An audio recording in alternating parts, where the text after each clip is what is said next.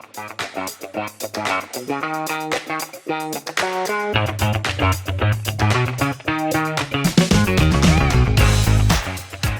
name is Giorgio Haddo. I'm the captain of the Cessna 172, commercial pilot with multi-engine and instrument rating. He's the youngest pilot to have ferried an aircraft in solo from the US. We have had, I think, some 21-year-olds, but they also were not solo. But this is as famous, so he will also be in Jamaican aviation history. So well done, Giorgio. The experience at first was very nerve-wracking. You know, it's the first time I'm doing something like this. I'm young, only 20, you know, never left home for this long by myself. So it's been quite the experience in my opinion. So the flight took me first to South Carolina. That's where I went and picked up the aircraft, and then I flew it all the way down to Ocala, which took me around 3 hours.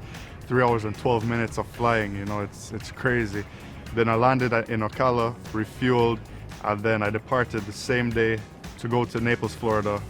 And then that's where I landed, stayed the night, and then I went and discussed with my flight school, talking to them about the flight, different routes, and just getting like second and third opinions to support my decision to take the route to the Bahamas.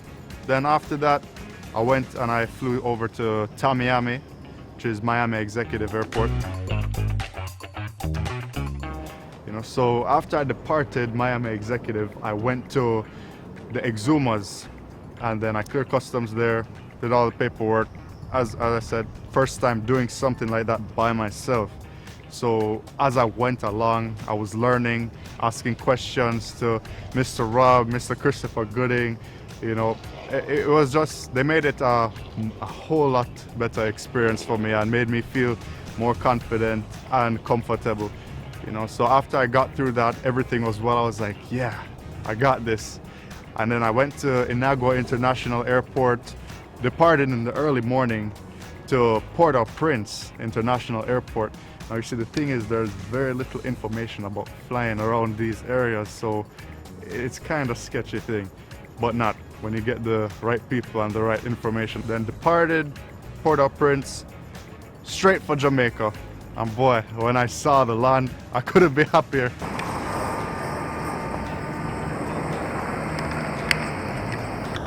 That's when all the backaches and the butt pains started to arise, you know. I was so anxious to get back home. You know, and then finally I landed at Norman Manley International.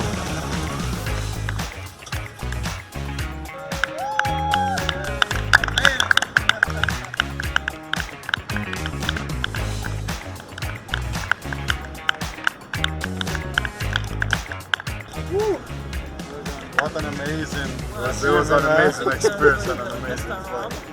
It feels great. I mean, to have had a hand in guiding him, I'm really overwhelmed. It's one of these things that you see a lot of the youngsters actually blossoming. He's a perfect example of that. Mr. David Robertson, my mentor of a very long time, from I was in first form. Very good person, you know, he knows his stuff. He doesn't joke around when it comes on to aviation. So that's why I think he's a very good source for me and a good second opinion, who I was really and truly depending on to get this flight done. Because any question I had, I went to Mr. Robertson. And I couldn't be more appreciative for the support and help that he has given me. Also, Mr. Christopher Gooding, the Aeronautical Club of the West Indies. Really and truly grateful for all his advice on the locations in the Bahamas and the different routes that I could possibly have taken to Jamaica.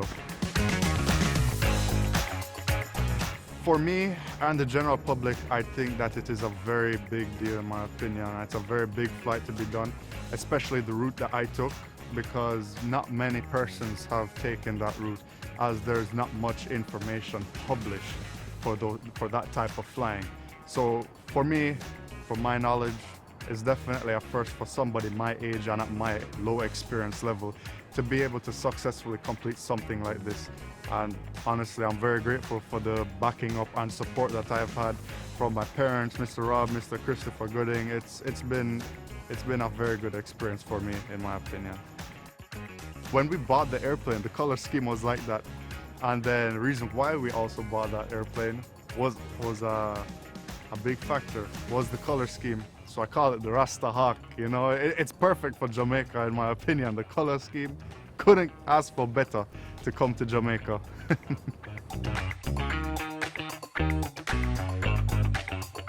I met him first at the JC Aviation program. He was just 13 or 14. He topped the class. He was outstanding in his, on getting to his point across. All his answers were on point. His dreams were big, and I had the pleasure of saying to him, "You're going to be a great pilot." I said that to him when he was just 13 or 14. He was so excited. He did the short flight then, which is always complimentary, and his flying was excellent. So we knew this was going to be an aviation hero in the making. Let nothing come just like that. A big song you just did a while ago. Make things happen. Yep. Yes. If we don't make it happen, nobody's gonna do it for you.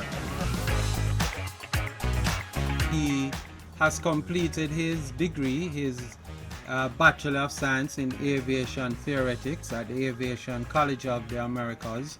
So he's good in the theory and the book part. It's one of those stories that are more than fairy tale. He did his flying at Naples Air Center. We have to give them a lot of credit. They took care of him in Naples, Florida.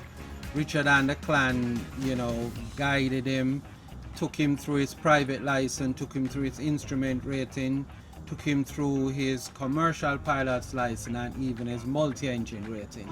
So to see the things really stacking up behind his name, I really feel good. Next step is to build hours and then get to where I want to get, which is the airlines. As soon as I can get to the required hours, I really want to go for the airline because that's my dream. From when I was a child, I've always wanted to be an airline pilot. So right now, where I'm starting out from, I'm very grateful for the opportunity that has been shown to me, and I took onto that opportunity very, very strongly and confidently. Although knowing my experience, but you gotta start somewhere.